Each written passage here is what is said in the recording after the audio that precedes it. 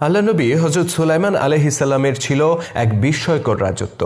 মহান আল্লাহ পাকের কাছে দোয়ার বদৌলতে তিনি পেয়েছিলেন এমন এক রাজত্ব যা পৃথিবীর ইতিহাসে আর কোনো সম্রাট মহাসম্রাটকে দেয়া হয়নি। সেই রাজত্বে কেবল মানুষেরা নয়, পশু পাখি, বায়ুমণ্ডল, এমনকি জিন জাতীয় ছিল নবী সুলাইমান আলাইহিসসালামের অনুগত। নিজের বিশাল সাম্রাজ্য পরিচালনার কাজে তিনি ব্যবহার করতেন এই পশু পাখি, এমনকি জিন জাতিকেও। তারা সুলাইমান আলাইহিসসালামের প্রতিটি হুকুম নিষ্ঠার সাথে পালন করত। তেমনি সাম্রাজ্য পরিচালনার কাজে নিয়োজিত ছিল একদল পাখি, আর একটি পাখির নাম ছিল হুদহুদ পাখি।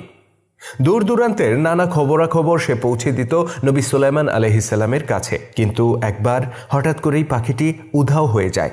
নানা জায়গায় তালাশ করেও তার কোনো হদিস পেলেন না সুলাইমান আলাইহিসসালাম। এভাবে কিছু না জানিয়ে পাখিটির উধাও হয়ে যাওয়ার ঘটনায় তিনি বেশ ক্ষিপ্ত হয়ে উঠলেন আর ঘোষণা দিলেন, ফিরে আসার পর পাখিটি যদি যথাযথ কারণ দেখাতে না পারে তাহলে তাকে তিনি কঠিন সাজা দিবেন। এভাবে কেটে যায় বেশ কিছুদিন। অতঃপর একদিন পাখিটির দেখা মেলে।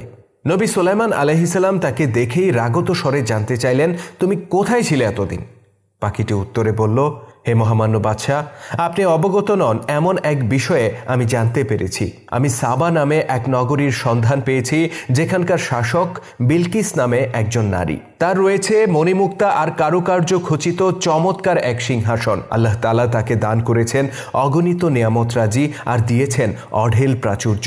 কিন্তু আফসোস, তিনি আল্লাহ পাকের শুকর গুজার না করে বরং সূর্যের পূজা করেন, আর তার প্রজা ও সভাসদরাও একইভাবে গোমরাহিতে নিমজ্জিত। আল্লাহ পাকের ইবাদত করার মতো সেই রাজ্যে কেউ নেই।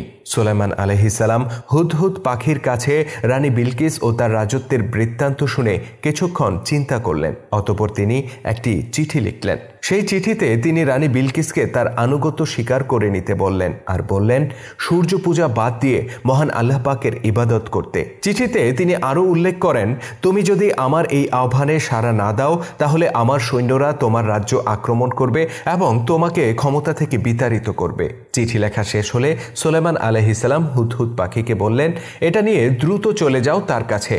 চিঠি পৌঁছে দেওয়ার পর দূরে থেকে পর্যবেক্ষণ করবে তারা কি সিদ্ধান্ত নেয়, আর দ্রুতই তা আমাকে অবগত করবে। পয়গম্বর সুলাইমান আলাইহিসসালাম এর এই নির্দেশ নিয়ে পাখিটি এক মুহূর্ত সময় ব্যয় না করে উড়ে যায় সাবা নগরীর উদ্দেশ্যে। প্রহরীদের অজান্তেই সে প্রবেশ করে রানী বিলকিসের প্রাসাদে। সে জানালা দিয়ে রানীর শয়নকক্ষে প্রবেশ করে এবং তাকে ঘুমন্ত অবস্থায় দেখতে পায়। অতঃপর রানীর বিছানার পাশে চিঠিটি রেখে সে সটকে পড়ে। রানী বিলকিসের যখন ঘুম ভাঙল তখন তিনি বিস্ময়ের সাথে চিঠিটি আবিষ্কার করলেন। প্রাসাদের প্রহরীদেরকে ডেকে তিনি জিজ্ঞেস করলেন, কে রেখে গেছে এই চিঠি? কিন্তু কেউই এ ব্যাপারে কিছুই বলতে পারল না। অতঃপর রানী বিলকিস চিঠিটি পাঠ করলেন, আর সম্পূর্ণ চিঠি পাঠ করার পর তিনি খানিকটা ভীত সন্ত্রস্ত হয়ে পড়লেন। তিনি তার সভাসদদেরকে জরুরি বৈঠকে ডাকলেন আর সবকিছু খুলে বললেন। অতঃপর তিনি জানতে চাইলেন, এবার আপনারাই বলুন, এখন আমরা কি করতে পারি? আমরা কি সুলাইমানের আনুগত্য স্বীকার করে নেব, নাকি তার সাথে যুদ্ধ করব? সুলাইমান কি আমাদের চেয়েও বড় সাম্রাজ্যের অধিপতি? তার সেনাবাহিনী কি আমাদের চেয়েও শক্তিশালী? কিন্তু সভাসদদের কেউই সুলাইমান আলাইহিসসালামের সাম্রাজ্য কিংবা তার সেনাবাহিনী সম্পর্কে কোনো ধারণা রাখতেন না। তথাপি নিজেদের শক্তি সামর্থ্যের ব্যাপারে তারা আত্মবিশ্বাসী ছিলেন। তারা রানীকে পরামর্শ দিয়ে বললেন, সুলাইমান যদি শক্তিশালী রাজা হয়ে থাকেন তাহলে আপনিও কোনো অংশে কম নন। আমাদেরও রয়েছে শক্তিশালী সেনাবাহিনী। আপনার তার আনুগত্য মেনে নেয়ার কোনো প্রয়োজন আছে বলে আমরা মনে করি না। তথাপি এই পরিস্থিতিতে কি করণীয় তা অবশ্যই আপনি আমাদের চেয়ে ভালো বলতে পারবেন। রানী বিলকিস খানিকটা চিন্তা করলেন।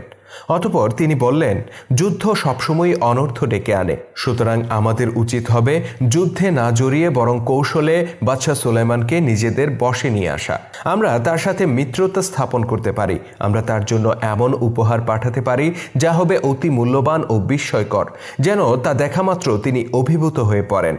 সভাসদগণ রানীর এই পরিকল্পনার প্রশংসা করেন। অতঃপর রানী বিলকিসের দেয়া মূল্যবান ও দুষ্প্রাপ্য সব উপহার নিয়ে তার প্রতিনিধি দল রওনা হয়ে যায় জেরুজালেম তথা সুলাইমান আলাইহিসসালাম এর রাজধানীর উদ্দেশ্যে। কিন্তু রানী বিলকিস জানতেন না সুলাইমান আলাইহিস সালাম ছিলেন মহান আল্লাহ পাকের অনুগ্রহপ্রাপ্ত একজন সম্রাট। পৃথিবীর এমন কোনো মণিমুক্তা ধন দৌলত নেই যা আল্লাহ তাআলা তাকে দান করেননি। সুলাইমান নবীর নির্দেশে জিনেরা সাগরের তলদেশে নেমে যেত আর মূল্যবান মণিমুক্তা